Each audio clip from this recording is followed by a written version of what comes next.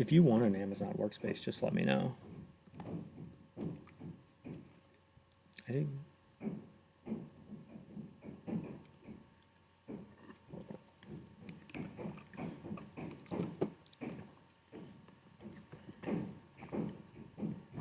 Set this up.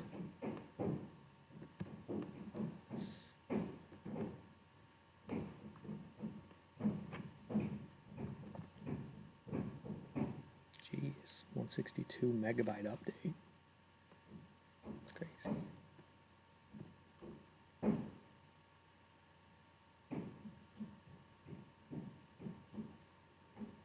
Man, people really need to show up to this because everyone's going to have different problems.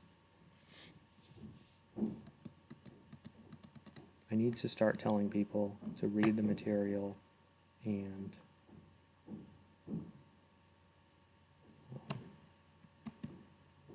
show up to ask questions.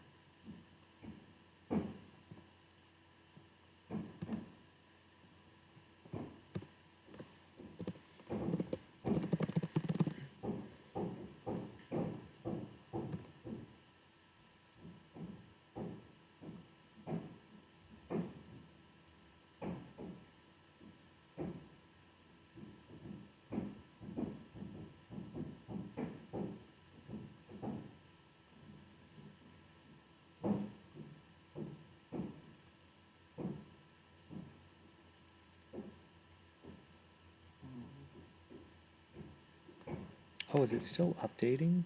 Oh. It downloaded, but it didn't install, but it was letting me open it. Oh, I'm streaming right now too. I don't know why. Oh, I guess I'm waiting for people to show up. Oh, sounds like, or looks like maybe a couple people are here. If you are here and you can hear me, please say hi in the chat. Oh, it has to re-download it.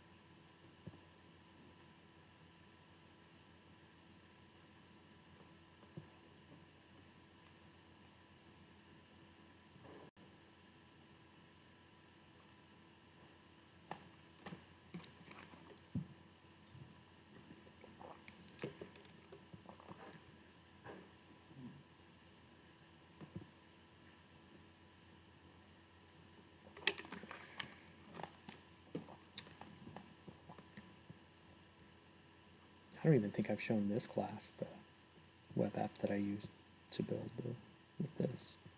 I wonder.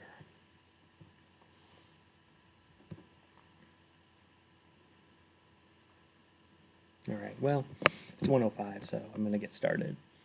So, let's see, did I even have a due date on this? September 15th. which that was a while ago. When was that? That was last Tuesday. Okay. So if you haven't turned in this, either one of these Hello Flask projects, and you need more time, or you're stuck, you can ask me for some help. I recommend, looking at the material, but if you're just stuck, I can get you out of the hole.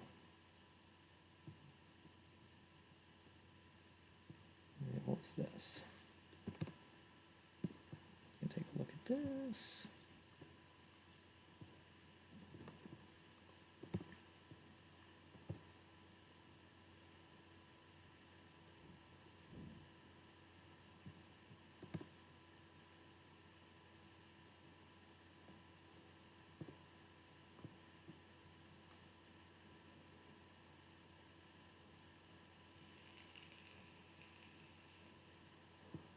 All right, so I have a link on here to a replit that contains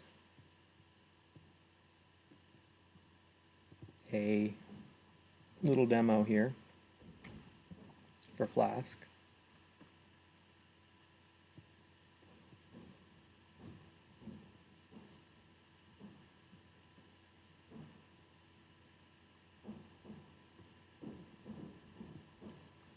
And so if you remember from last time, the basic structure of a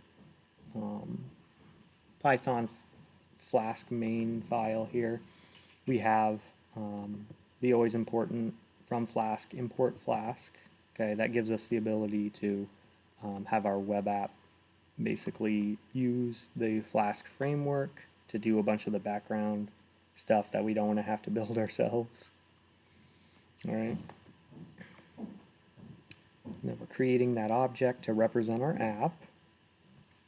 All right, and then I've created this variable called visited and set it to 0. And I believe what this is doing is adding one every time you go to the Apple page. So down here, this is just a normal function in Python, so that's nothing new. Here is one of the routes. So if someone goes to your website, this will be the home page that's delivered. All right. And then these are other routes, different addresses that you can visit. All right, so if I click link, it'll bring me to by world, and then it adds, or it concatenates on the visited number. So I'm going to open this on another page. And if I click link, now it's 2, 3. So every time it reloads, it adds one there. So here's a very basic web app you could use for your website. And it's a working demo that shows you how you can create a global variable like this and then access it inside of another function by first recognizing it as a global variable. This way it doesn't think it's a local variable, and then we can reference that global variable and manipulate it. All right. So that's all stuff from Python class. If you didn't take that, don't worry. If you're in this class, you'll pick up on it. Okay, so there's that demo. Let's move on. We've got Web Caesar due on the 29th. Okay, and so on the way to that,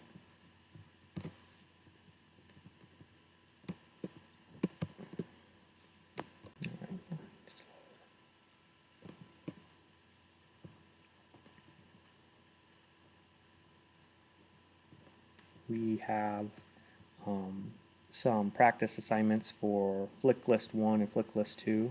So I'm assuming you have either started or finished looking at the prep work material for WebCaesar. What I'm going to do with you today is start on going through the flick list. They're basically guided labs. So if we go to flick list 1, right, we want to skip down to here, project setup. All right, so it says they've already created a starting point for you, so you can just clone this into your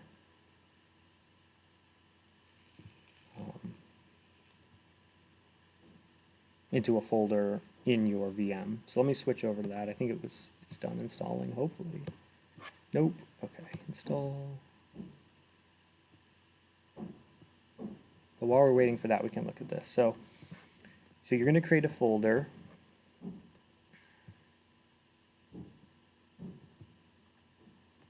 Actually, you're just going to go into your class folder, and then you're going to run this git clone, and then this stuff here. That will copy the whole project starting point down into your VM and set it up as a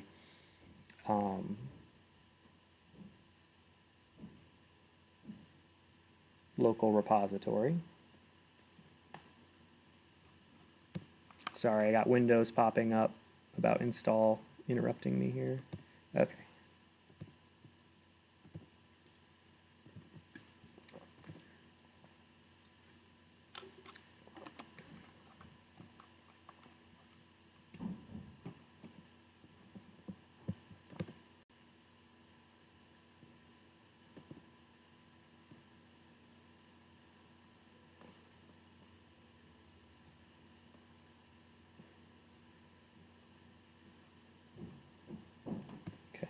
I should have just not installed the update. I'm just going to cancel it and do it later. I don't know why I'm trying to update during a live class. I thought it would be quick. Okay, anyway. If it doesn't let me connect, then I'll have to do it, but I don't think it will.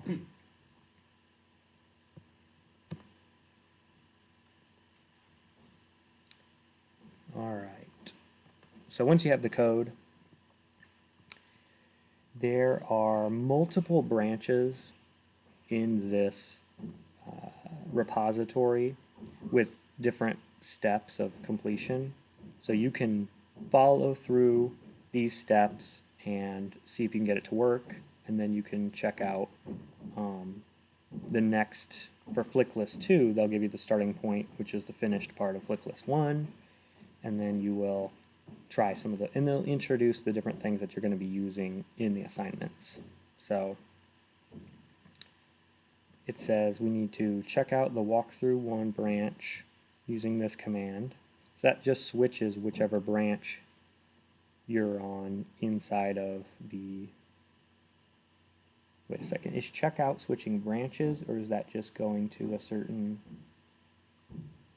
version? The checkout, git checkout. I think it's just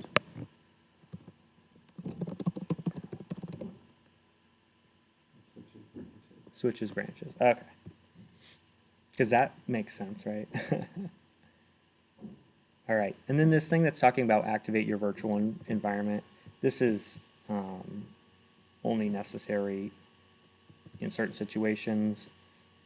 We don't need to worry about it because we're running a Linux machine. This is for if you're using a Mac. Okay, then it says just go ahead and run it and then take a look.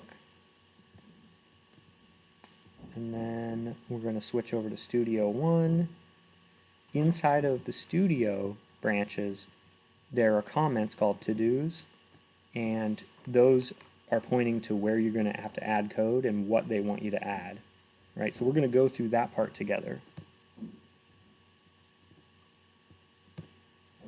Oh, good, it's open. Okay, so we can switch over to that.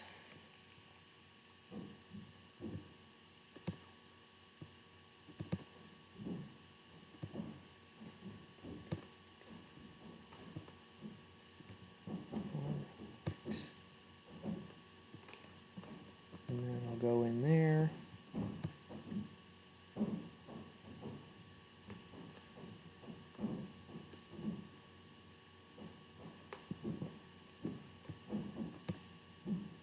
So now I'm in the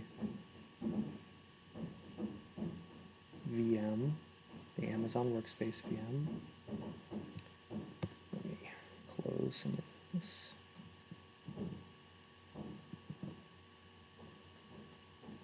Yes, that's what I need. Okay.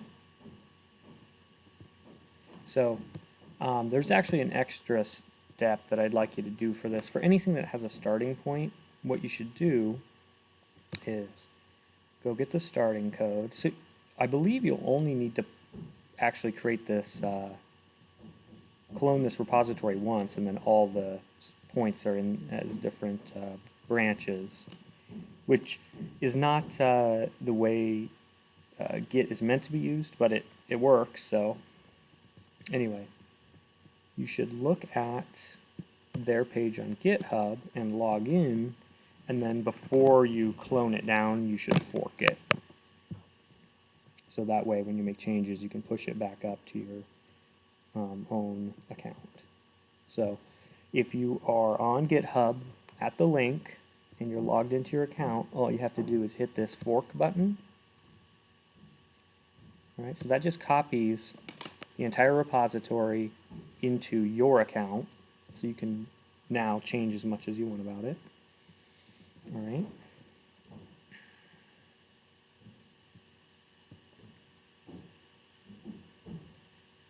And we want to hit code, and we want to clone our version, so that way we can push changes. So we'll copy that link, and we got to go into the terminal and use the command line here, which is part of this class is learning this command line.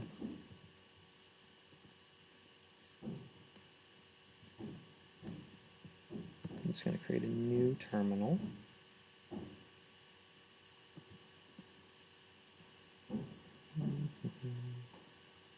Don't know why that's here. Okay. Run it again. There we go. Just want a blank command line. All right, so we want to first we want to get into our folder. So I'm doing ls to list the folders because I can't remember what it's called. And I'm going to do cd for change directory. And what did I call it for this class? ws2, I think. Or did I call it? No, I called it ITT072 Fall 2020. It's a good name. And so I could just keep hitting tab here, and it'll fill in the rest for me. So I can go in. Now I'm in that folder, and I can see I have Hello Flask folder, and I know that's my repository for that project. And then I've got another folder called Workspace Files. That is the install repository that we downloaded. So now that I'm in here, I can go ahead and grab the flip list. So remember to copy from a remote, for the initial copy from a remote repository into your local repository, you git clone, and then you just have to put the link to that repository. And don't forget, in the terminal, if you want to paste, you have to do Control-Shift-V. Okay, I don't think it copied it. Or I am trying to copy it from the wrong place. Okay. So let's go to Applications, Internet. Let's put this down here. I think I just asked Firefox to open Google Chrome. That's not what I wanted. Okay. I think I can just pin it. Maybe. Right click. To panel. Whoops. Oh, there it is. Oh, I had it on here anyway. Okay. So I got to get that link. So I'm going to have to go back to GitHub in here. Let's just close some of this stuff. Whoops. I'm going to go into full screen and check on YouTube to make sure that you can still see me.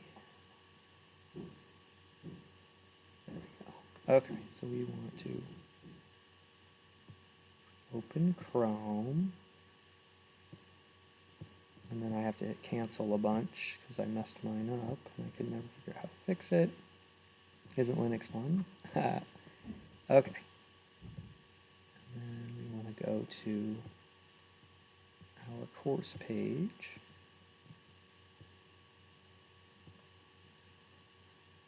So we can get to those course materials. I think I have a shortcut here.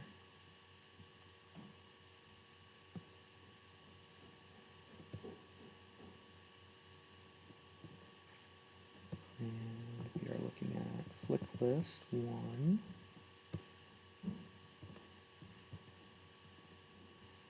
Okay.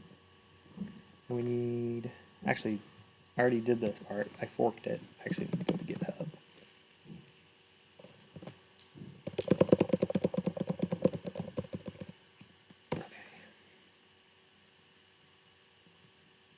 Get my repositories, and it should have forked flick list. Can I sort by date? No. Okay, flick. September 16th, 2019. It looks like it did not fork that properly, so let me go back. And I want to go here. Okay, now I want to fork this.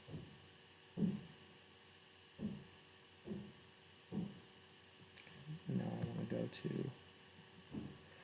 copy the link, and then in the terminal, I can Control-Shift-V to paste that in, and it will create the folder and download all the files for me.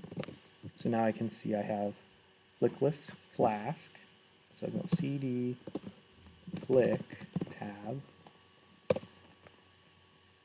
Now I'm in there, and we can see we have our, in here, I guess right now it only has the license and the README in the main branch. All right. So to get to the branch we need for flick list 1, we have to use that checkout command. So we go to git checkout walkthrough 1. If you ever want to see what branches are on your repository, on the remote repository, you can drop this down where it says master, because it's showing the master branch. And you can see it has all the studio branches and the walkthrough branches here. So you can take a look at those quickly here without having to switch in GitHub. You can just check these in the browser. Okay. So we're going to run that command. Git checkout walkthrough 1. So it says switch to a new branch, walkthrough 1. All right. So now if we look in here, it has a main.py. It didn't create that. That's just the file that's part of the walkthrough 1 branch. All right.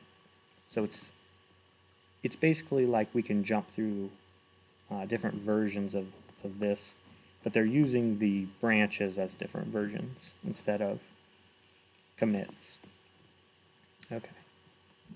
They're a little easier to switch between, so I understand why they did that. And then if we want to try this out, all we got to do is Python main.py. So we're going to run the main.py through Python, and that should start the web server. And now we just click here, or copy this over here, Control-Shift-C. We can open this in browser to test it out. And this is what it has when you run it. You can also, I'm going to open another terminal. So I'm going to use this terminal to run the web app, and then I'm going to open a new one.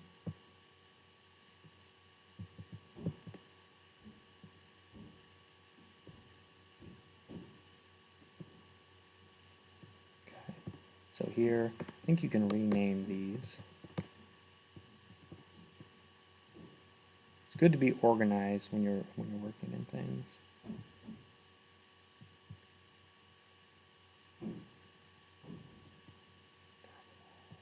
Set title. Here we go.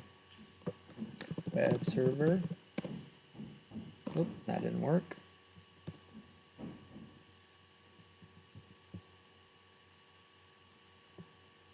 Well, I'll figure that out at some point, I guess. Okay, so anyway, while that's running, we can, this is the terminal I'll use to edit the code. So if I am in my flick list Flask folder,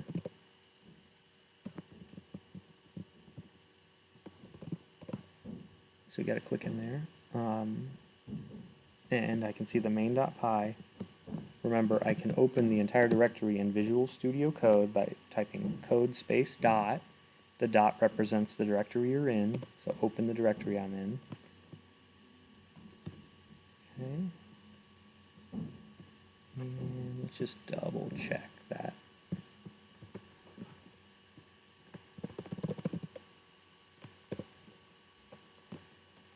Okay, that you guys can see this. Been burnt too many times.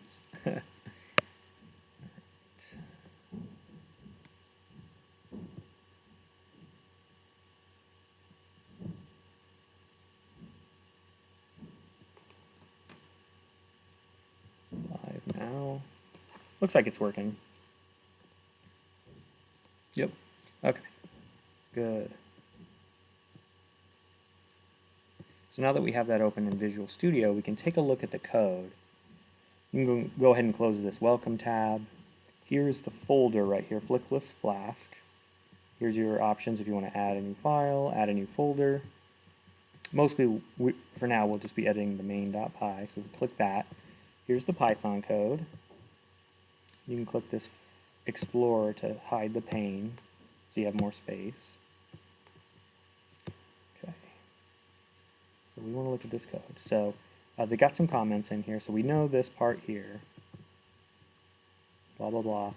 I think I've talked about this already. This just turns on debugging in the web server, so if your code explodes, it'll tell you its best guess why instead of not. And you don't want this on in a production setting because people can use that debug information as a vulnerability. So it helps us debug, but we got to make sure we turn that off before we go to production. All right, and so all this has right now is it's printing out this web page for the home page, and that's it. Okay, and so we saw that in here.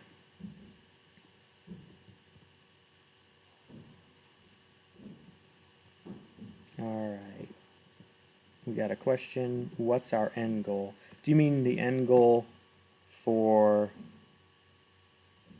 the class or end goal for an assignment? Be more specific and I can answer that. I want to make sure everyone understands what we're doing.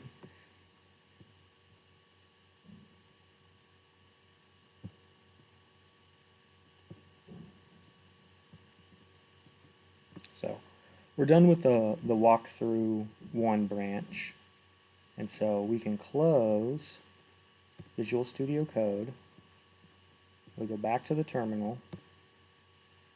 Okay, we need to do git checkout studio 1 because we want to switch to that branch, which is the first thing where we're going to be editing it. It asks us to do things and we need to do them.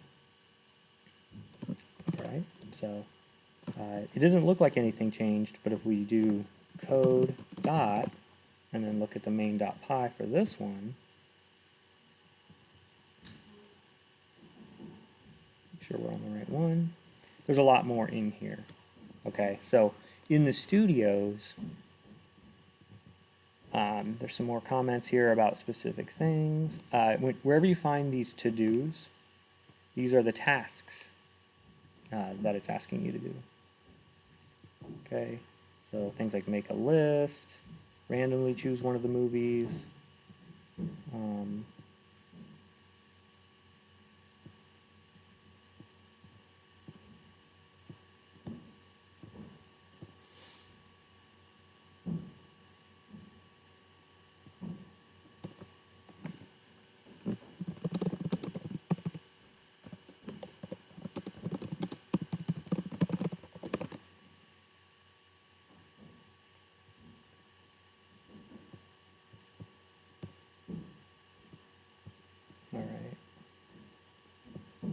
So we're in Studio 2, or I'm sorry, Studio 1. And the directions here for that also talk about the to-dos, and they can also give you a little bit more of a tip. So we might refer back to this so we can see that. But let's go ahead and take a look in the code. All right, so here's our main page. It says movie equals get random movie. So what is this? This is a function. We know that because it has parentheses. Okay. Here we're declaring a new variable local to this index function. So we can only use this variable within the context of this method.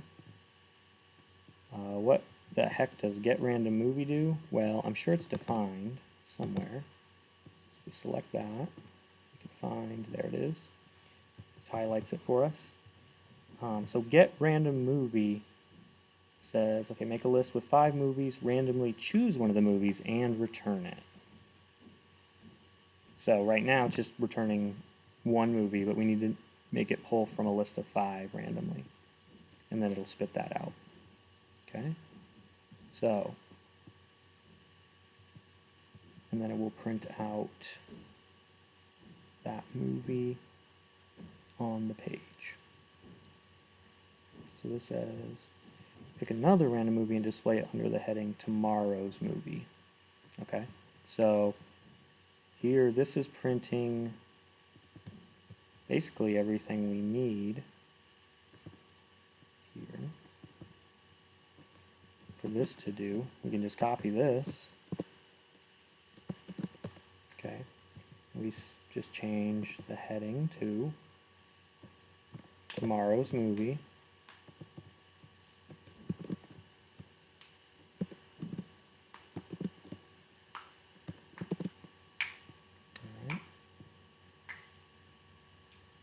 And it says, this is the tricky part, pick another random movie and display it under the heading. The way we're going to do this, the way I like to do this, we can kind of cheat it a bit and get that to work. All right. So we have this printing out the Big Lebowski for both of these. So let's test that. Now, if you see this dot on your tab up here, that means it's not saved. So just get in the habit of either hitting Control S to save, or you can do save all if we're working on multiple files, which we will be when we get into templates. So we saved it. Now all we have to do is restart the server. So over in this other terminal, here's where it's running. And one cool thing is you can see every request that gets made. So this is requesting the home page. This is requesting the fave icon, which there is none, so it says 404 not found. I wonder if this is a new feature they added. Looks like it's automatically restarting whenever I change the file. That's very interesting. Let's see if it works. So if we refresh this, we got, it's only showing tomorrow's movie. And I wanted to point this out. So building strings, you're going to be building a lot of strings. So if you take a look here, content is what we're printing out, which is a string we've built up here. Okay, take a look at how we're building the string by concatenating all of these strings into content. There's one problem that's causing only tomorrow's movie to show up. All right, let's see.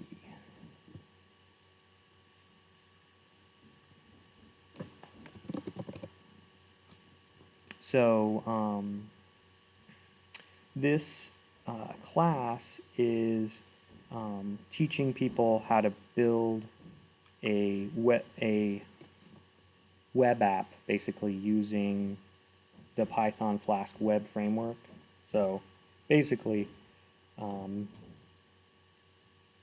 making a dynamic website with Python. but all, web apps are just websites anymore, so, or apps anyway.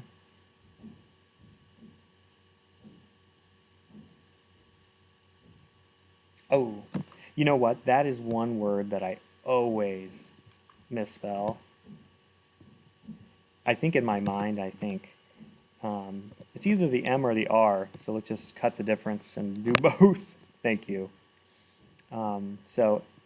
Anyway, the problem here is I'm assigning, this first one I'm assigning this value. So remember, when you're assigning a value, it'll overwrite the value in here. And here we're adding, this is the composite, I can never remember what these are called. What's the plus equals called? What kind of operator is that? Anyway, what it does is more important. So it actually adds what's on the left and what's on the right, and then stores it what's on the left. So it's just a faster way of saying this.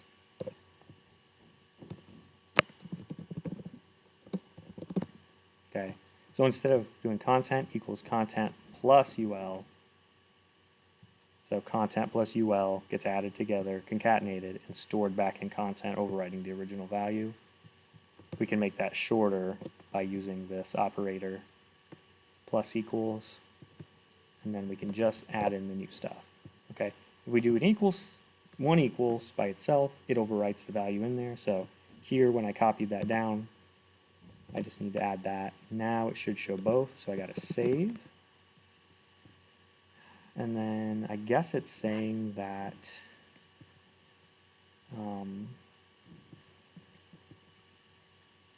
spelling and grammar are extremely important for programming. In English, people can figure out what you're saying, but a computer cannot. So that's a good way to be, for sure.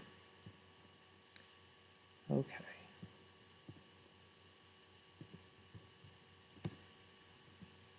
So we're testing this out. It should show both today's movie and tomorrow's movie. So movie is a day, tomorrow's movie. Okay, but it's only showing the hard-coded movie that we put in from the getRandomMovie function. So when you take a look at someone else's code that they've written, the first thing you should do is get a feeling. And I kind of ran through that right in the beginning, but this only has one page that loads.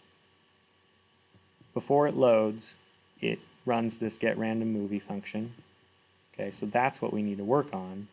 Right now it's just returning the Big Lebowski, but we need to create a list with 5 movies and then choose one and return that instead of the Big Lebowski. Okay, so make a list with at least 5 movies.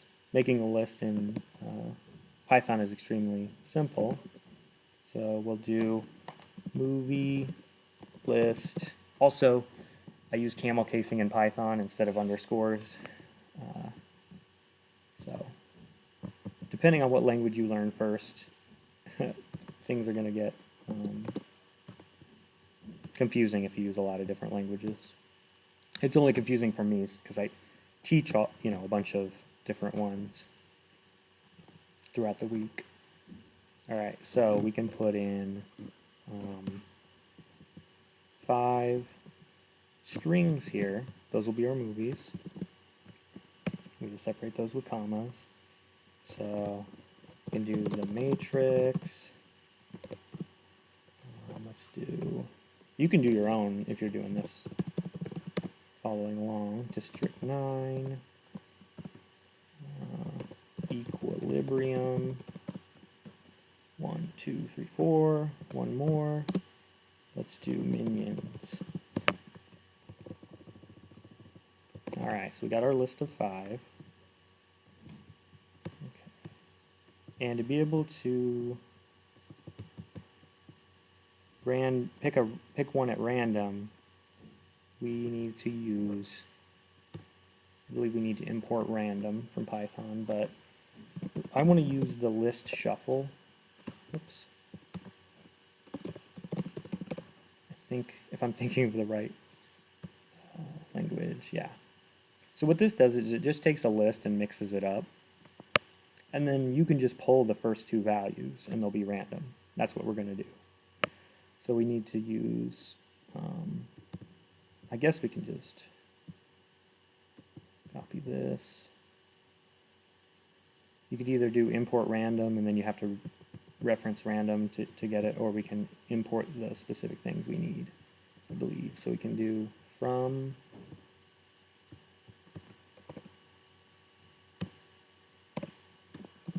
random import shuffle.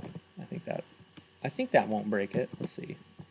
So where the web server is, when it reloads, if there's errors in the Python code, it should spit out here. So I guess let's make one. Let's do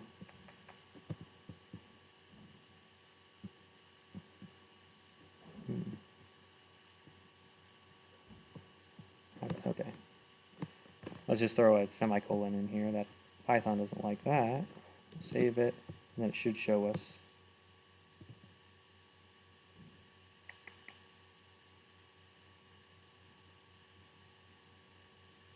So it's still working. Maybe I'll do an indentation error. That might work. Yeah, so that didn't really break it. When you never make mistakes, it's hard to purposely make a mistake. Just kidding. All right, so I'm going to indent this in, which will really make the Python mad. There we go. And so now it's spitting out an error. It won't, I have to rerun it now once I fix the error, but it says on line 15, there's an indentation error. So being able to interpret these errors is very useful for debugging quickly. So don't just ignore them. If you get an error, don't ignore it and just try to look for what the problem is. Try to interpret it, because that'll really help out a lot.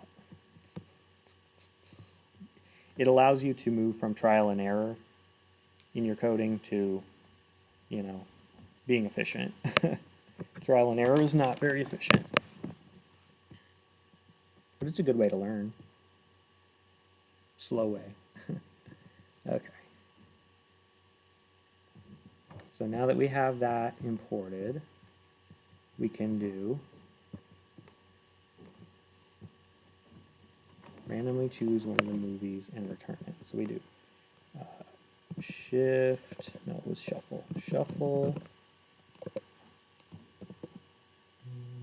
movie list.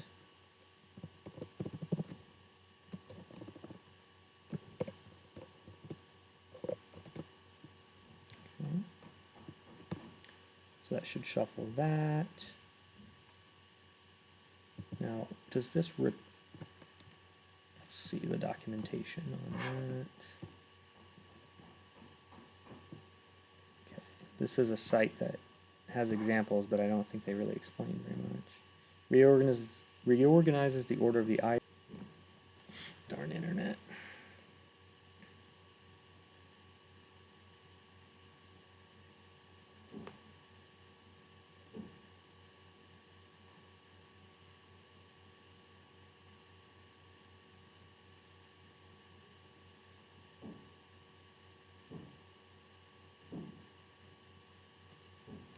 Okay, I'm not sure if you guys can still see me here. I'm getting lag on this.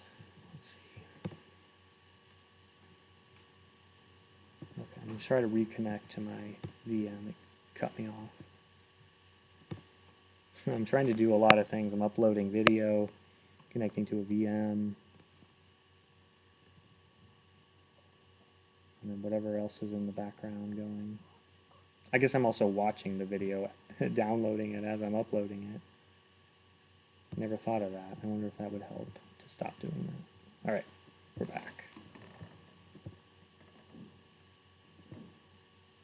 The fun of having a live class, right? Okay. Okay, so what I wanted to know is how the method or function worked here. So if I just run this line, it's going to reorganize movie lists. So let's try just grabbing the first value out of that list. So to do that, we do movie list first value, which is what index. So remember, with arrays, lists, the index starts at 0. Let's see if it works. I'm saving. I need to restart the server, so I just have to run the main.py through Python. So I'm going to use Python to open main.py.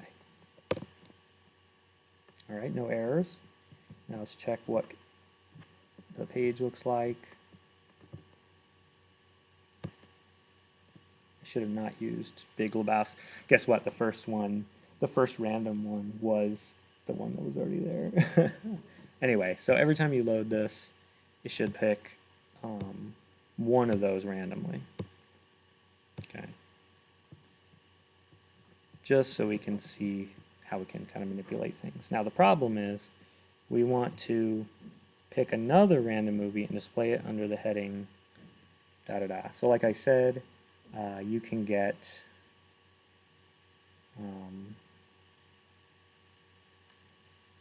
both movies. Just grab the first 2 movies out of there and return that.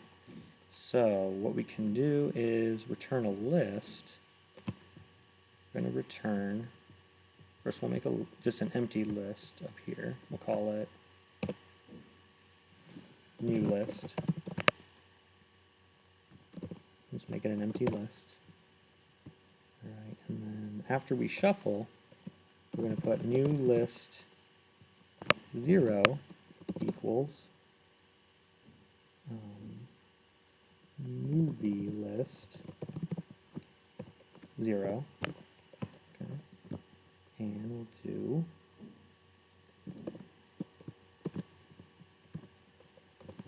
new list 1 equals movie list 1. So we're mixing them all up, and we're grabbing the first 2. And now we're going to return not one movie, but we're going to return new list, which contains 2 movies. And let's see if that causes any errors. Nope. Okay. Now we come up here. We're storing whatever this returns into movie. So here, this is a list still, because remember we returned a list from the function. So movie is a list. Let's grab the first value out of there for today's movie, and then we'll just grab the second value out of here. All right. So now they should be different. For break it, list index out of range. So that's what happens when you try to access something in an array that isn't there. Oh, what line was that on?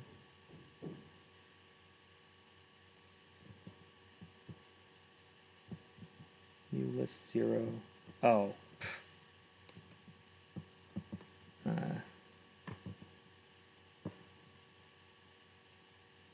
List equals that. Okay, so I think we have to use, we'll just do dot add. We can do it this way too.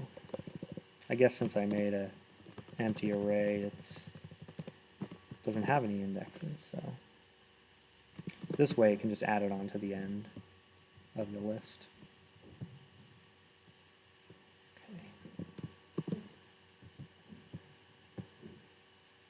So you need to, for Python, you really need to know how to use if statements, loops, and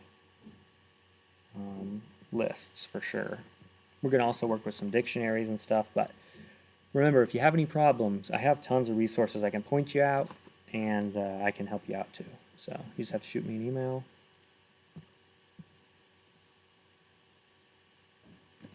Okay. Let's see if that works. Okay, now I've got it running.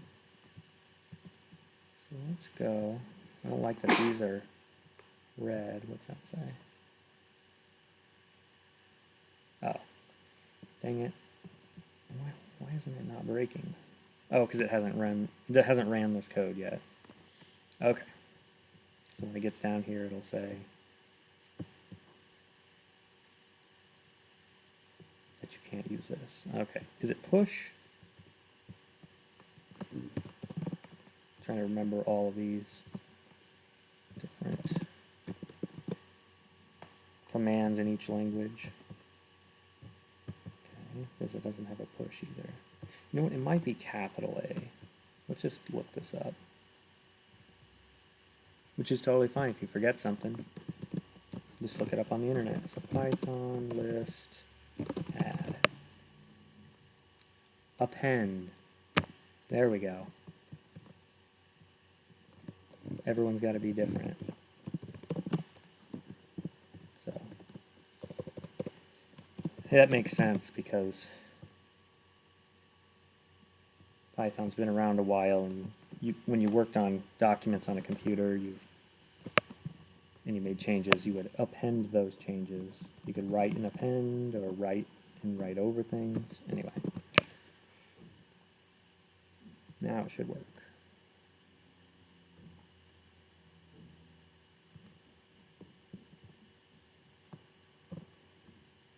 All right, so we got Big Lebowski and District 9. One more time, the matrix and equilibrium. So the way we did this, it'll never pick the same movie twice, okay? And I kind of just assumed that because it says pick another random movie, which means not the one you already picked. So instead of trying to keep track of which random number we used in the first one, we use the shuffle to mix up the list. Now it's random, and we just grab the first two. And that works. Okay. I think for flick list 1, that might be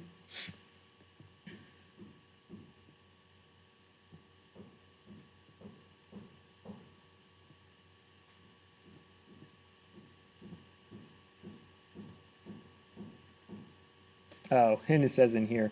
So I went ahead and fixed the problem, but this says if you want to do it differently, if the two randomly chosen movies happen to be the same, it's okay.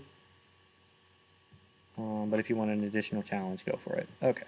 So I think someone either I did it or someone in a previous class figured it out. And so it's burnt into my memory. Okay, if you complete the steps above, I think that's it. So now that we're done, what do we do? Well, we probably should have been committing after each to do. So we'll try to remember that next time. I close the server by hitting Control-C. That brings you out of whatever running task is open. Because you notice there was nowhere to type while it's running. And it's time to do a git add dot, so we can add all the changes we made to the commit. Okay, and now we do git commit -m, and we put a message. And so each to do we should have committed each to do, but since we only really we could just kind of say added ability to pull random movies. That's good enough for now. Okay, and you got to put that in double quotes. And so that says it did 12 insertions, so 12 lines changed, 3 lines had stuff removed, and 12 had stuff added. Okay. We're not done yet though, because now we need to do a git push.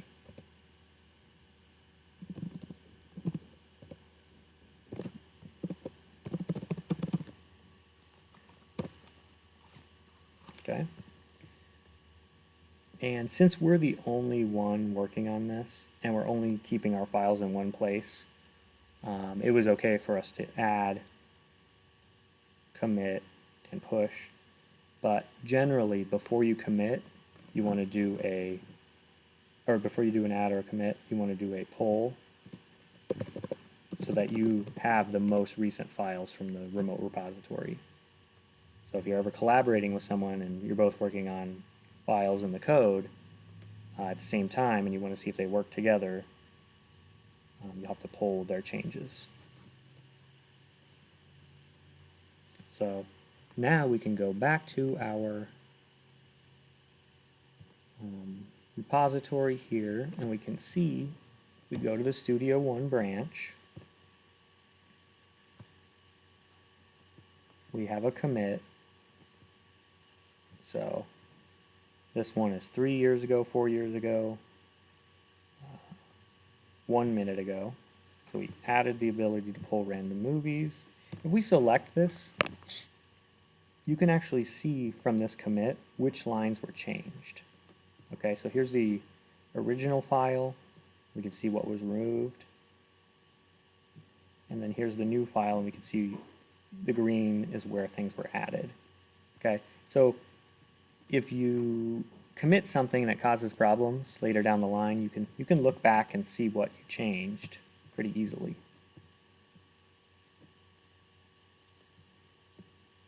Let me check the live stream here. Okay, got some questions. Oh no.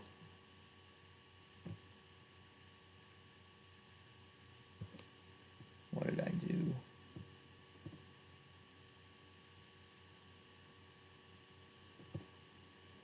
What did this do? Why did it switch? Oh, dang it. All right. You might have to use your imagination for some of this. I don't want to have to go over that again. I guess if you have any problems with that, you can ask me. I usually check the chat more often. All right. Anyway, back to what we're doing. So, yep, we followed through with everything we needed for this one. Okay. And so if you can't figure out how to do it yourself, remember there's a lot of material in the prep work you can look at. You can ask me questions, or if you can't wait that long, remember you can always switch to the next branch. It has the ending of the last one. So I took some liberties in changing the code to how I liked it, but that's okay. You can add more than what it says, because you always just get the next starting point. So we can do git checkout studio 2. All right, so this is the last one with stuff that we would need for the web Caesar. And this one gets a little more complicated because we have to take input. Okay, and so taking input in Python in a console app is pretty simple. You just use the input function. In Python's Flask, because we are communicating through HTTP, and we have to use the get method or the post method to send the information from the user to the server and vice versa. It's a little more complicated. Okay, so let's talk about, before we move on, let's talk about what is actually happening here. I might have a picture in here.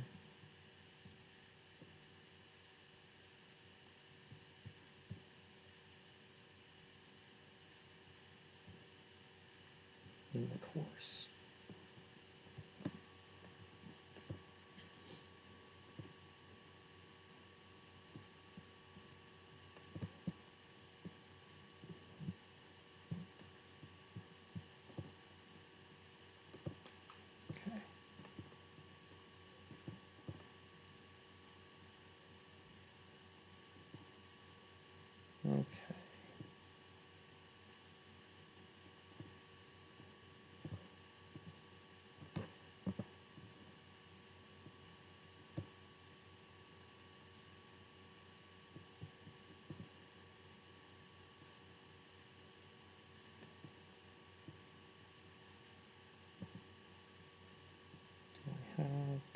Do I have any PowerPoints on here that I made?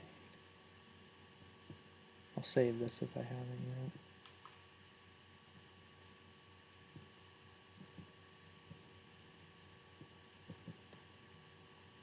If I get any internship or job opportunities, I usually post them in my upper level classes, so you guys can start thinking about, getting an internship if you can. I know right now is going to be a really tough time, but hopefully they might allow work from home interns. Maybe, I don't know. It it takes the company a lot of effort to have interns in the first place, so I might not be willing to do that or even get interns, but we'll come up with an alternative. Okay, no, I don't have anything about it, so we'll just draw it here. So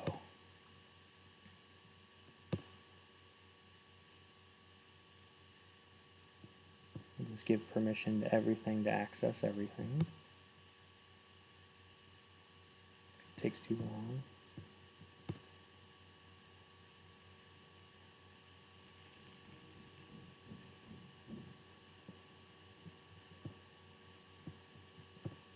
Alright, whatever. I'll just download it.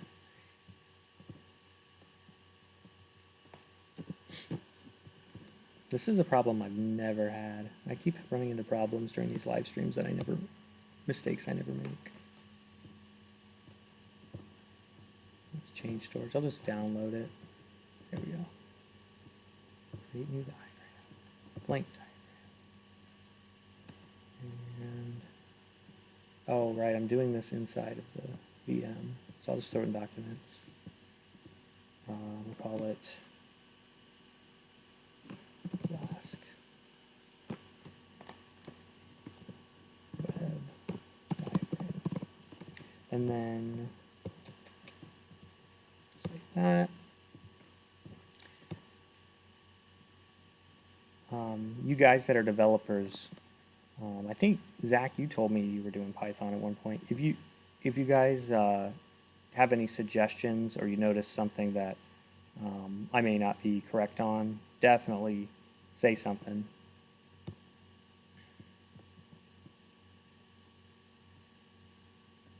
All right, so anyway, it might help at this point to understand how this works. So normally, when you access a web page, so, a long time ago when you accessed a web page,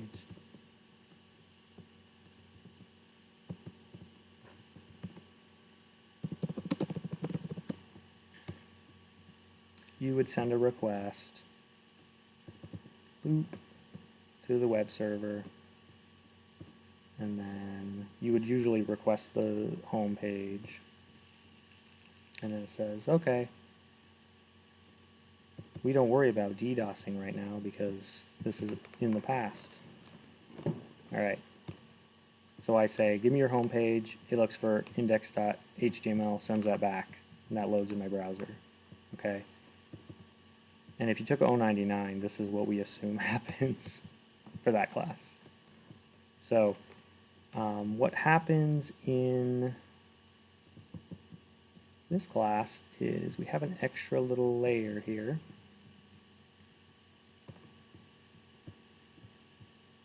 So this becomes much more complicated. And we add our extra little layer. Let's see, what would be a good Flask symbol here? We have so many options. Let's use a tube. So it's going down through the tube. All right.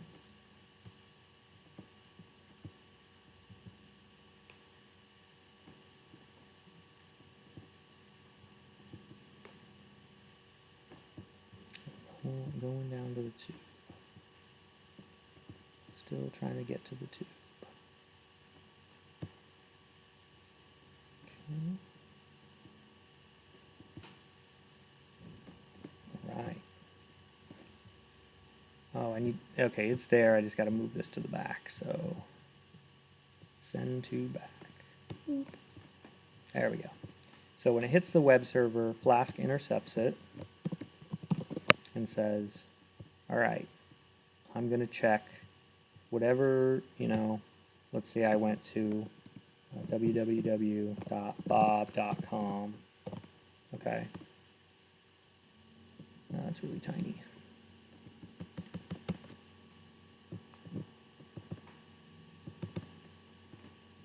Just a bit bigger.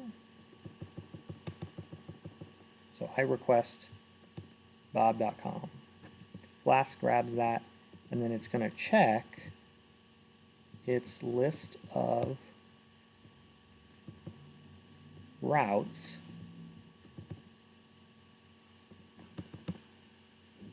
Oh, this isn't what I thought it was.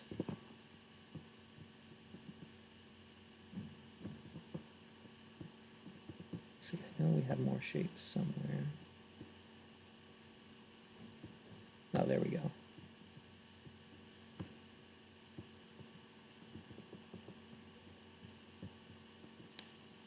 It says routes. So we have, for example, this slash route is the home page. We could have slash about. We could have slash contact. Let's make sure you guys can see this before I get too much farther. Okay, good.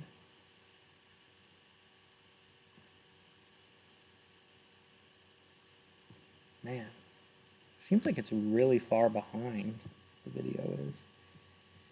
Okay.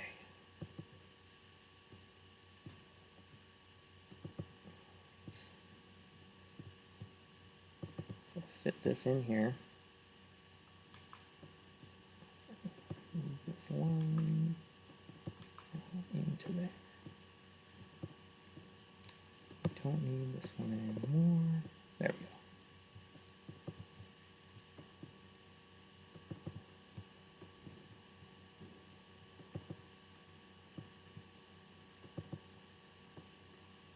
Perfect. So this would run index function.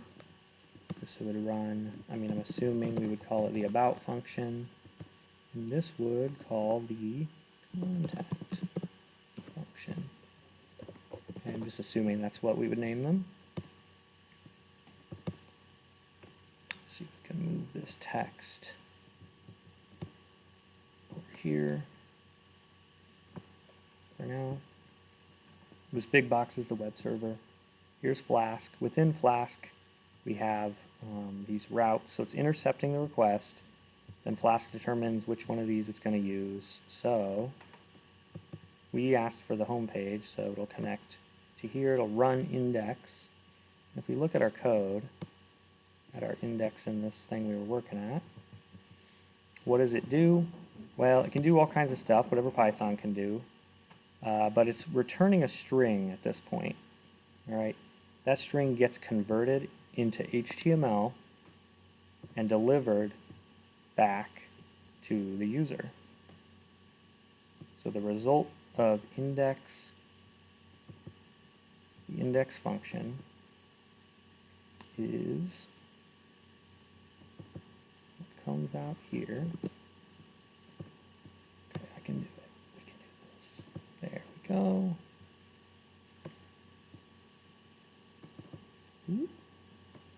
There we go.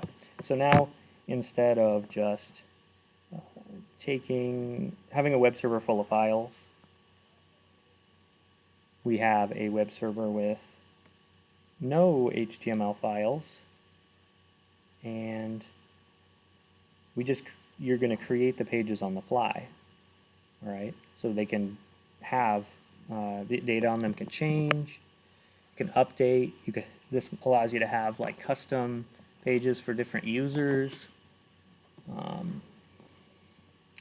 We're going to look at some different apps, but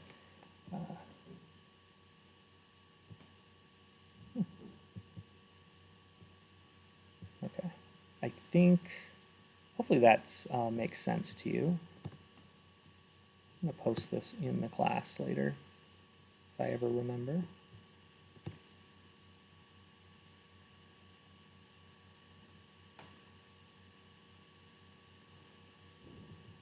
Oh, really?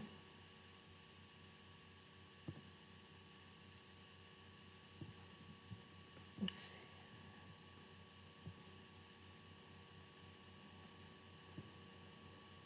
see. Oh, is it still on the wrong screen? Okay, this is going to be the worst live stream ever.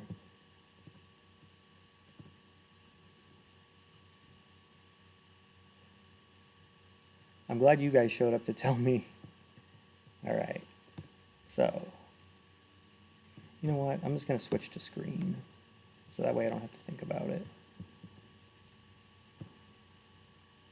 All right, now.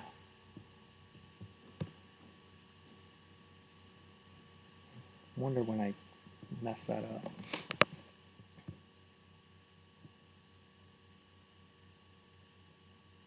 Okay. I can see why now I thought the video was so far behind.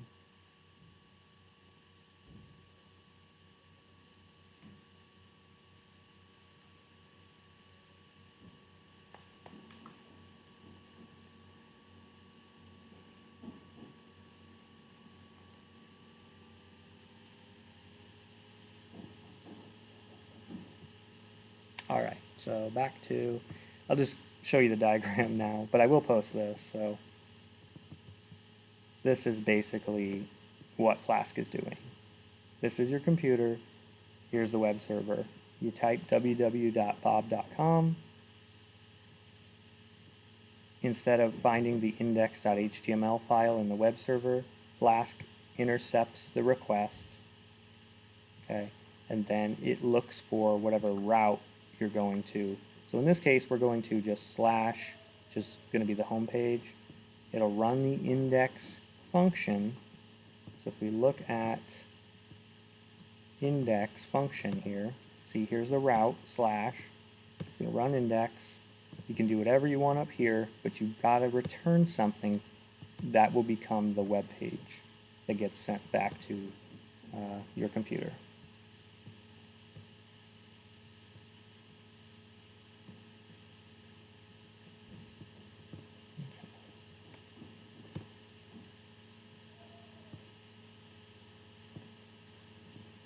So that is basically what we're doing with Flask. And from there, we can just build out and make websites do whatever we want. All right. I really don't think I showed this last time. I may have showed it to you in another class. But I want to show you the web app that I built, using this, just to give you an idea of what you can do with this. So I like Python Flask because it's so simple to use, and I can just have an idea and throw it together with little to no overhead. Since Python is an interpreted language, it's not going to be as fast as a compiled language, but it's simpler.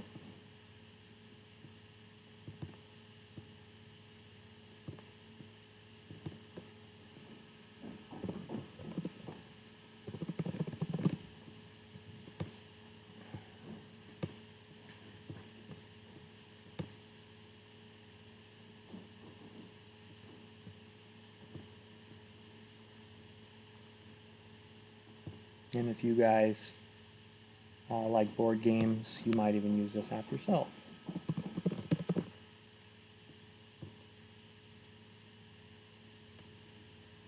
So I like to collect and play a lot of board games. One problem with collecting anything is it's easy to go overboard and buy too much stuff. So I created this app to guilt myself into not buying more games. All right. What it is it uses an API from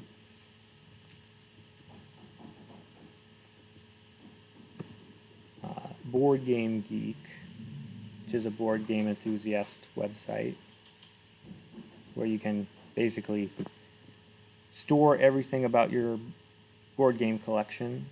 And so what I stored there is every game I own, and what I pull with the API is every game that I own that I have not played yet. Okay, it pulls all of those, and then I parse through that file and I organize it into here. This is also using Flexbox, so that makes it a little more mobile friendly. So if you zoom in, it actually will adjust the columns and everything to fit. Okay, so here you can see, so I own, let's see, I do have the number on here. Let's see, zoom in, not that far, not that far. It's very sensitive. Okay, let's go to the bottom. I have 90 board games that I paid for that I have not played.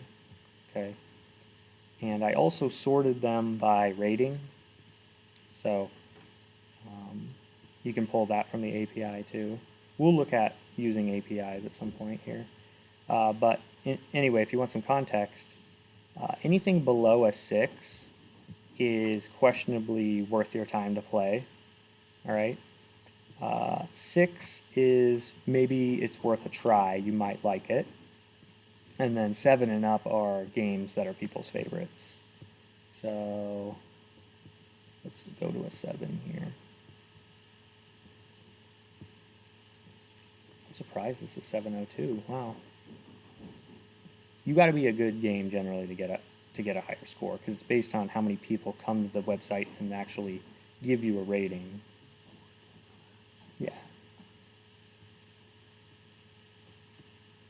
Okay. So if you recognize any of these board games, I would be maybe surprised. I don't know. Let's see.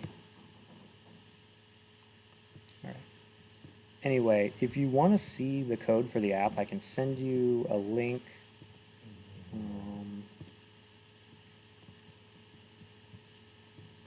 But I have, here I'm calling the API. It gives me an XML file.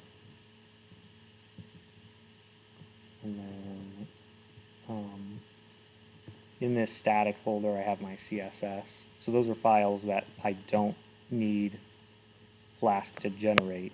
They're just for reference, so it can pull them in if it needs them.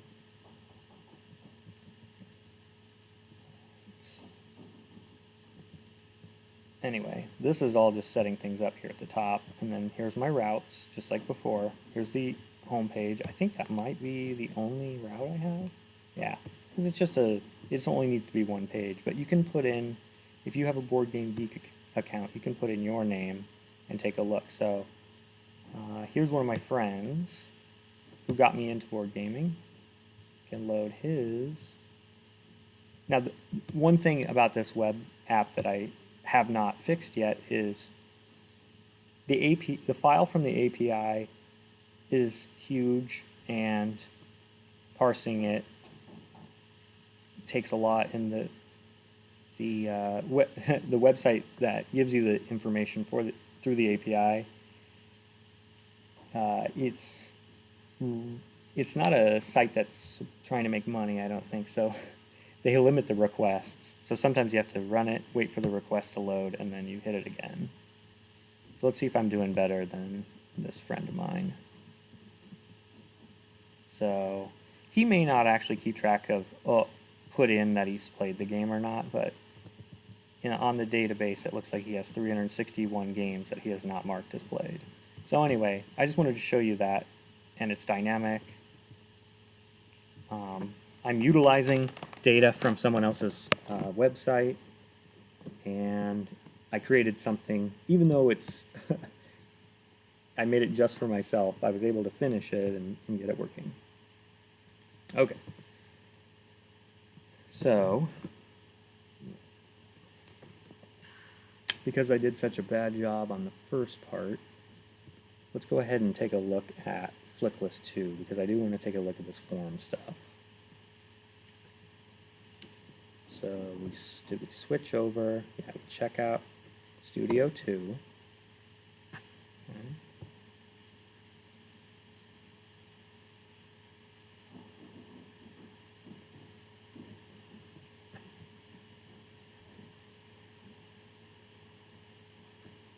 making sure that it's showing all the windows that it's supposed to. Okay. So much of a delay. Okay, so now that we've switched it to that Studio 2, we can do code dot, open that up in here. Okay. And again, in the materials, it's going to tell you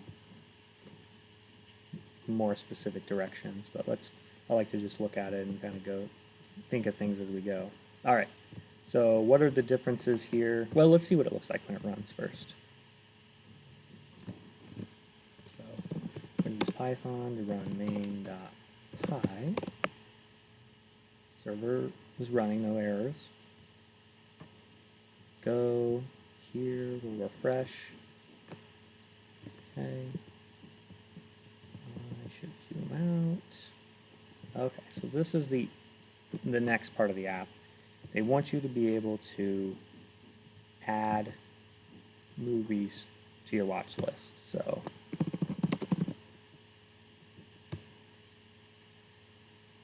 that's all it does right now. And then if I go back to the home page,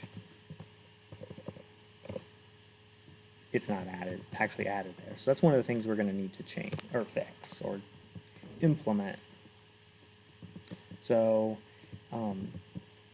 here they're giving you just a little bit of a preview on templates. If we're going to have multiple pages, we don't want to have to keep repeating the boilerplate code in our returns. So we can just find basically the header and the footer part of the file, and then only have to include the body in what we return, or basically whatever we want. The content of the page is what we'll be returning. And then here they've stored this string, which is for a form. That's what's putting that text box in there. And so if you're rusty on your HTML,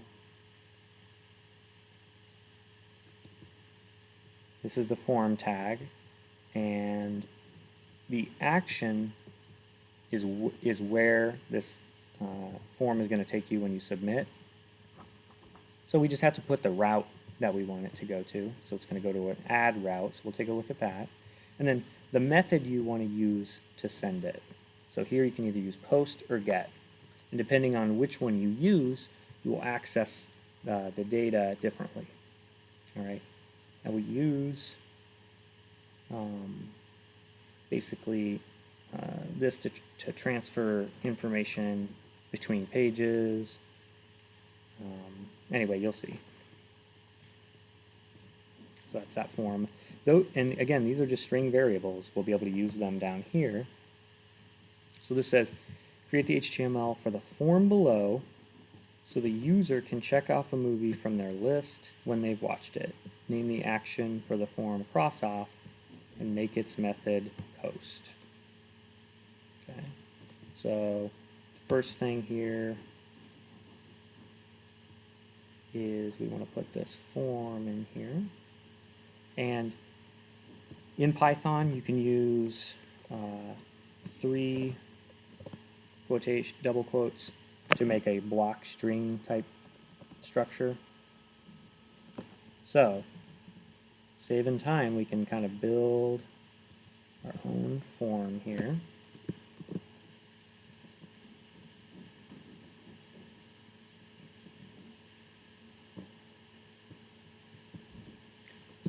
That in there, and it says the action will be cross off, so we'll have to have a route for cross off. Method is post. Alright, so in here we're going to need to populate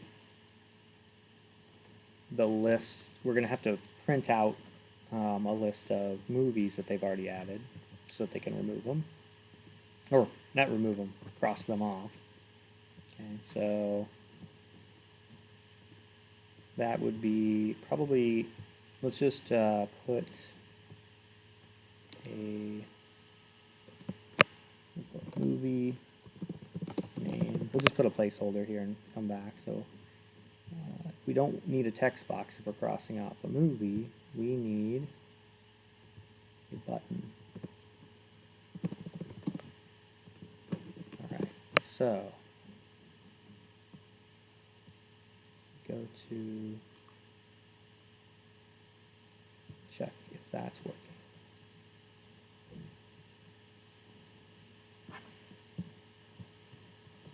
Refresh the page. I guess we're not actually showing it yet, so we could do it. Alright.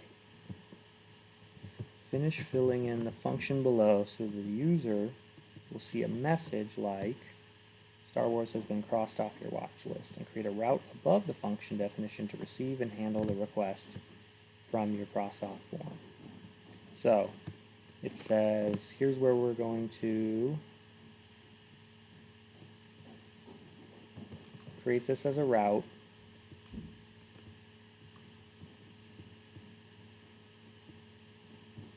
Having trouble scrolling. To handle the request from the form. Okay.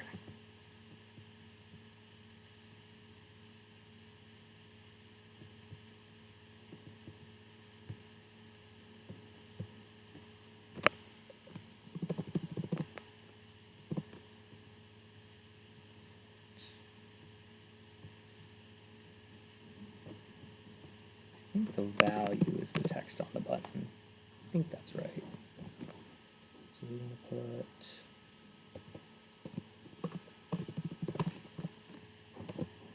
there. Okay. So here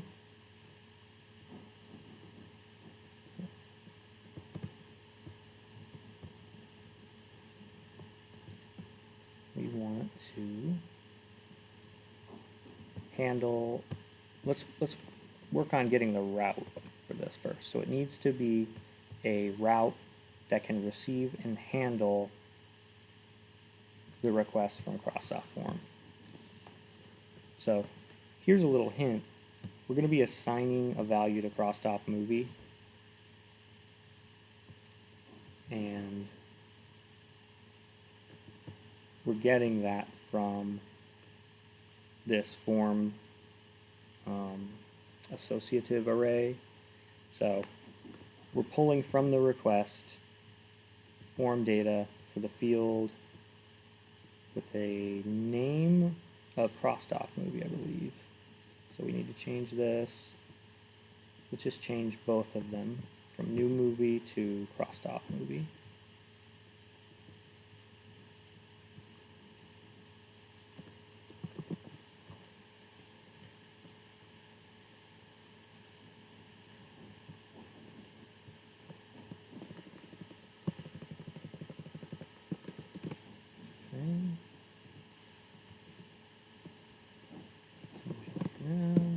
Alright, and now, so I'm gonna commit this. I'll follow this step once I finish one of the to-dos. So now we can pull that data from the form, and we want to return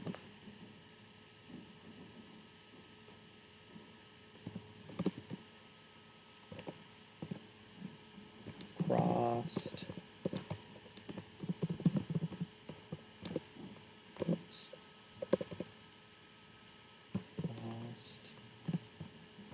off movie plus, so concatenating, has been removed, or has been crossed off. We do remove later, but now we're just crossing off. So we save that. Let's see if it crashes. Still working, looks like. So let's test it first, and then we'll commit if it works.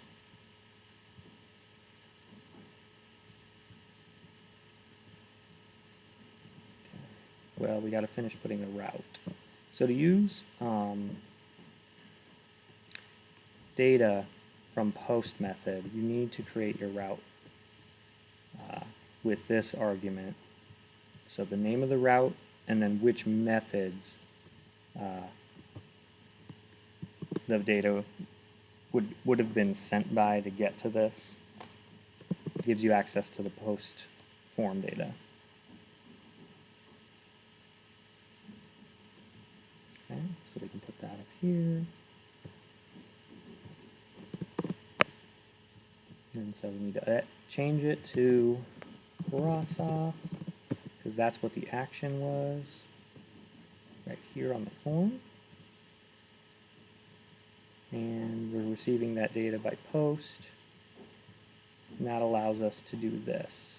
Request.form, and grab that information. Okay, let's see if I broke it yet. Nope, we're good. Okay, so now if we go to cross off, it'll probably give us an error, but it should let us go there. So let's go to cross off. Oops, that is not what I meant.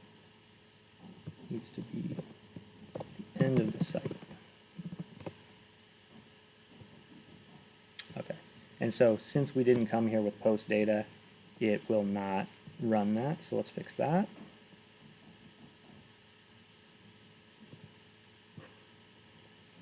We need to see the cross-off form.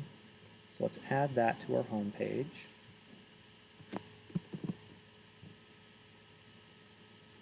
So let's find our index route. So content has page header, edit header, add form, page footer. So right after add form, we can just throw our thing in there. We called it cross-off form. So remember, these are string variables that we built previously in the file, and we're just sticking them all together, and it should print that out when we go to the home page. So we're going to go back to the home page, okay, and then this is cached, so we need to refresh to get the new version. Okay, I forgot to remove this add it button, but now we have cross off. Okay, and to get that to actually work, I think we have to change this to a submit, not a button. So type equals submit, because then it will actually submit the form and continue on. So down here, we'll just change this to submit here. Get rid of this. And don't think we need a label for now.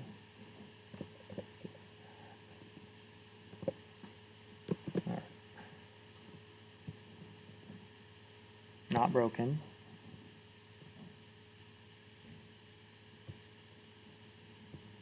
Now when I try to cross off, it'll take the value cross off has been crossed off. So we got the cross off route working or implemented. It doesn't do anything yet, but we got it implemented. So now would be a good time to add, commit, and push these changes. So you should get used to this type of workflow. So I'm in the folder. Let's see. Oops. See what's in there. Okay. So get in the habit of doing a git pull to make sure you have the most up-to-date code, and then you do a git add dot that adds everything, any changes that were made in any of the files in this folder, and then we git commit -m. So implemented the cross off route.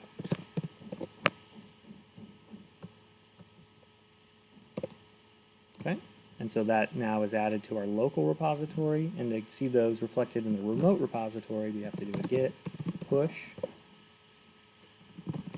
And remember earlier I told you have to type your password all the time for this and for running super user commands. So completed, everything's good. We can see that now in the remote repository. Go back.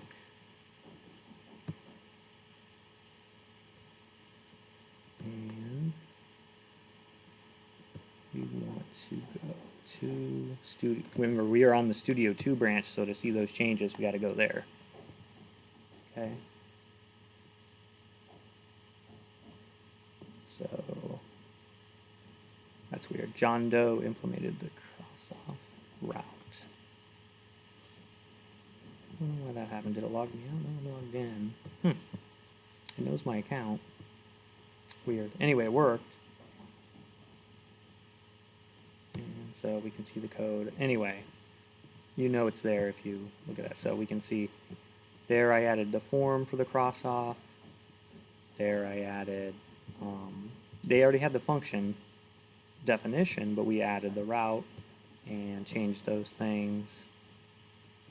And then we added the cross-off form to the home page. Okay? So it's good to go full circle and understand what's going on.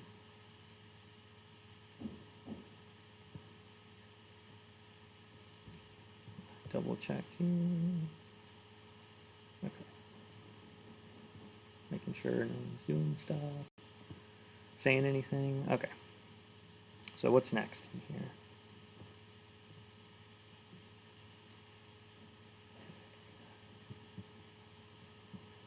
Modify the cross-off form above to use a drop-down instead of an input text field. Okay. I didn't know they wanted us to use a text field, but we can use a select. And I think at this point they just want us to hard code it in. And let's see, they might have. Do they still have a hard-coded list of movies? No. Okay. So I guess we're just going to add these in for now. So inside the form for cross-off, we put a select. So this is the structure for a select list or a drop-down. So you need the outer structure is select, and then inside you do options.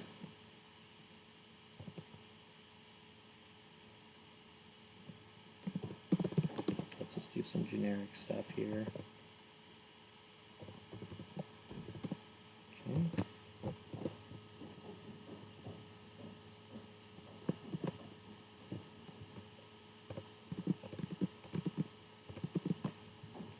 So 1, 2, 3, 4, 5. Save it. Check that out.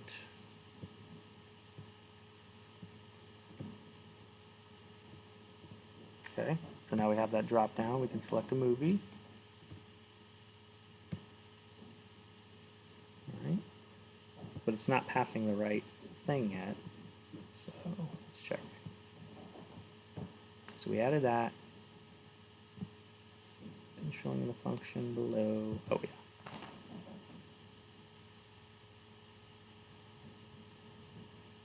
So message.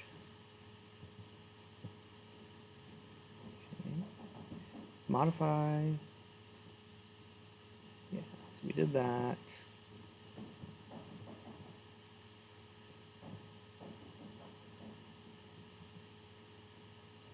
Right. I think is that all I wanted us to do? So let's check the directions. Right, you try to finish it and then you look at the directions, right? Okay, so we'll be using these.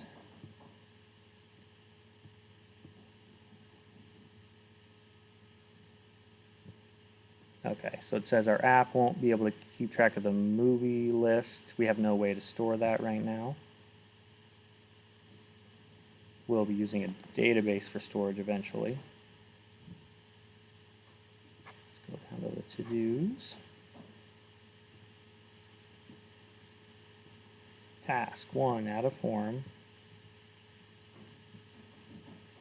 I want to cross off from my watch list. Okay. We can just edit that real quick to make it like the way they want it. So we go back to our cross off form. Just down here.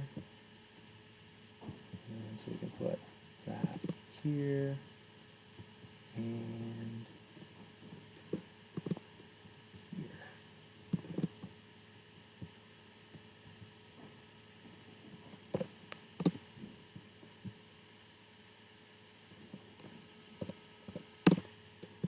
See what that looks like.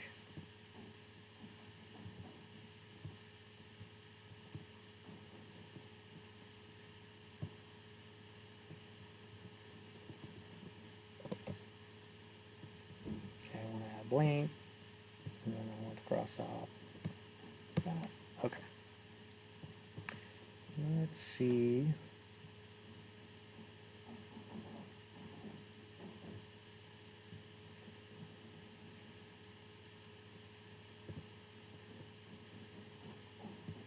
Back in the directions.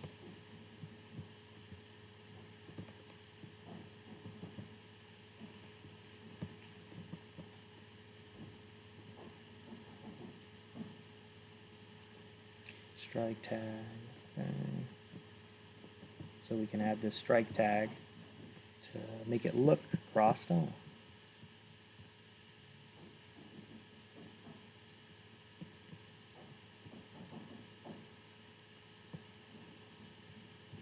Okay.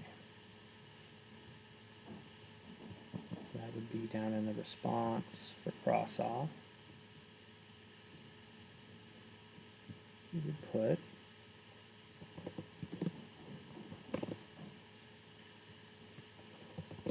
there. And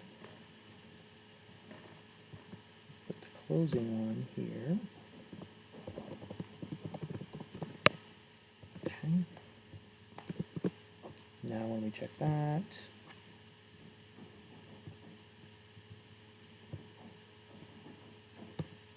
you can see that strike through there. That's just an HTML thing. That's not, that's a bonus. Okay. Right.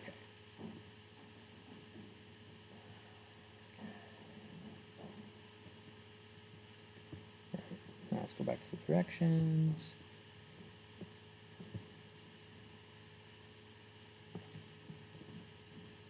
Make sure I'm in the right computer here. I'll go back to full screen so I don't click in the wrong window and spend an hour talking about something you can't see.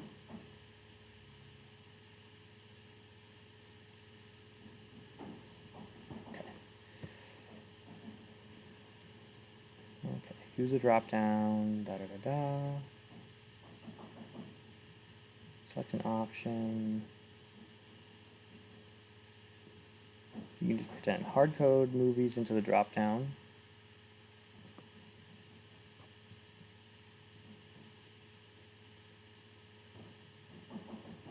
Alright. I guess that's it, wow. Alright, so let's see how we can get the information from the select into the cross off route, because we don't want it to just say cross off. So up here, we're going to change, get rid of these and put them in the select up here, because we want to get the value of crossed off movie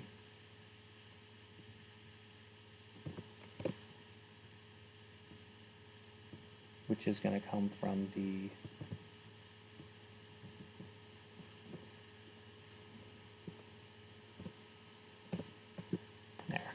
have to slide back and forth. That was probably painful to watch. Oh yeah, because we want to grab whichever option we have selected and have that show up in our cross-off. So we'll do that, we'll change that. What that does is in the cross-off, it's going to pull from the form whatever has the ID or name crossed off movie. Okay, I can't remember which one it is, so there's a way we can test, just manually. Let's see if it works. First of all, if it works. Select lists can be a little weird to work with.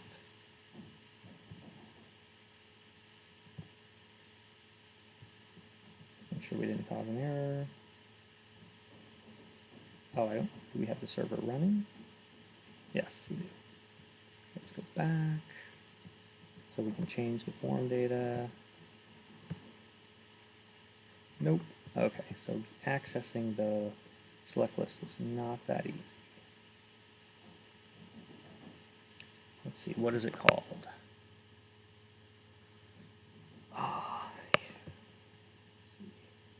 You want request, form,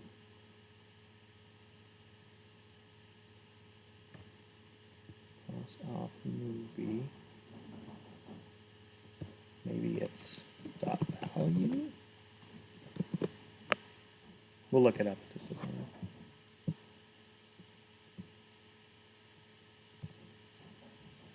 Okay, so that's not it because that caused an error. All right. So how do we get that select list out of the form data? So just go here, look it up. Flask select list.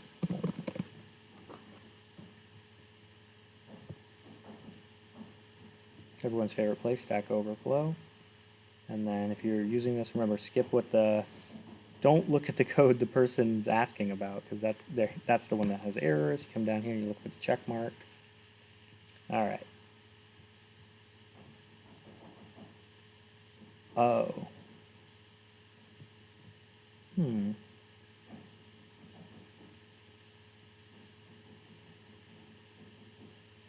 Post. You can use the form attribute.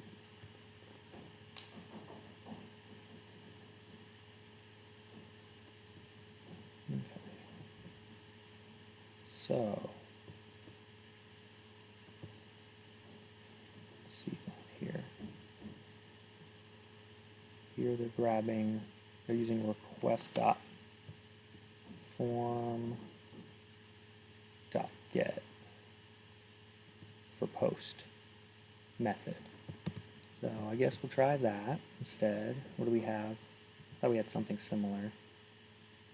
Request.form.get.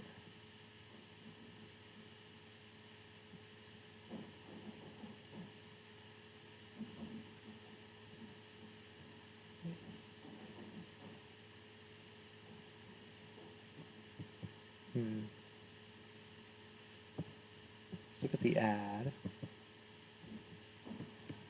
Okay, so it's grabbing new movie from the form when we click add movie. And it's doing that because in the input for the add form, it has the ID and name of new movie. Okay.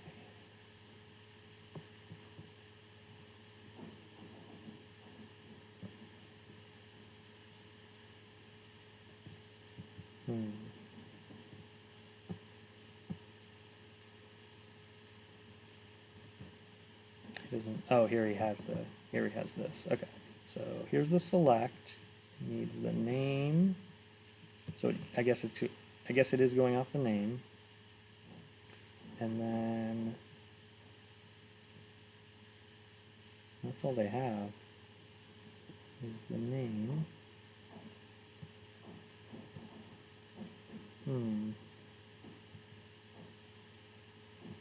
So we'll be using templates eventually. So I don't know why that's not working. We could look ahead at the next one to see, but it's good to look at some debugging techniques So make sure I have the right value here, at least in name.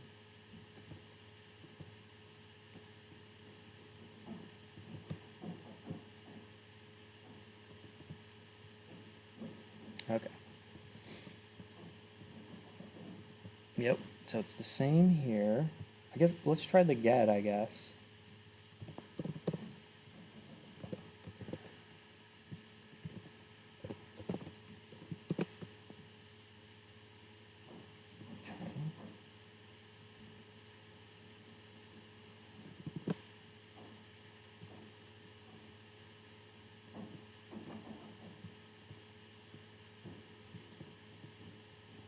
Okay, so go back to the home page, refresh. Maybe that's maybe that's what I did wrong. Forgot to refresh. So it probably was working, or maybe. Yeah, there we go. Okay. So I think I just forgot to refresh. And I did that on purpose to show you how important it is to refresh. When you go back, when you're testing something, if you don't reload the page completely, if you just go back, it's using the page that was originally sent. It's not requesting the new one, so if you change it, you got to refresh to get the new version. Okay. Woo! So that's all that. So let's close the server. Let's go ahead and do a git pull. We're up to date. No one's added anything while we weren't looking. We can do git add dot to add all the files. Git commit -m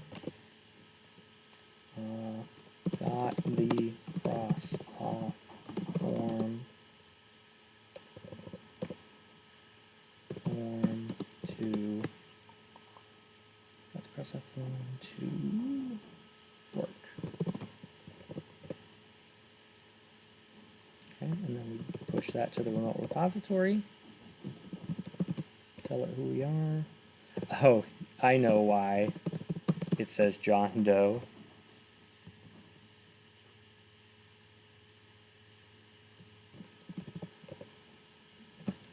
That's because I was changing my name to help someone figure out how to change their name. Okay. I guess it's not that important to fix, so. I was just confused. So now we should be able to go back into our repository, check the Studio 2 branch, and now we can see that it has 2 commits. There's a way you can see those somewhere. They keep moving this user interface around.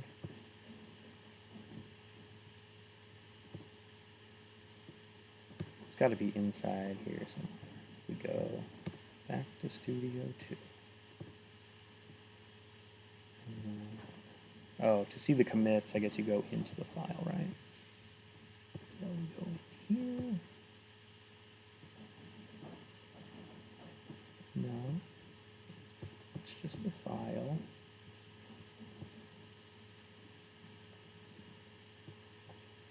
Okay, here we go, commits. You click commits. All right, so you can see everything that's been done in this branch by anyone who's worked on it. So the people that put this together from launch code built the starting point all the way up to here, and then I did the exercise in 2 commits here.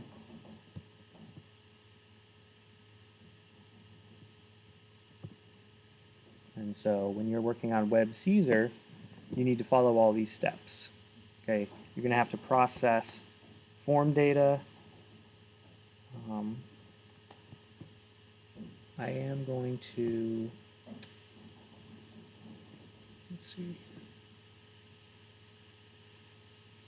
probably push this back a little bit. Or wait, do we still have days, right? Or is it today?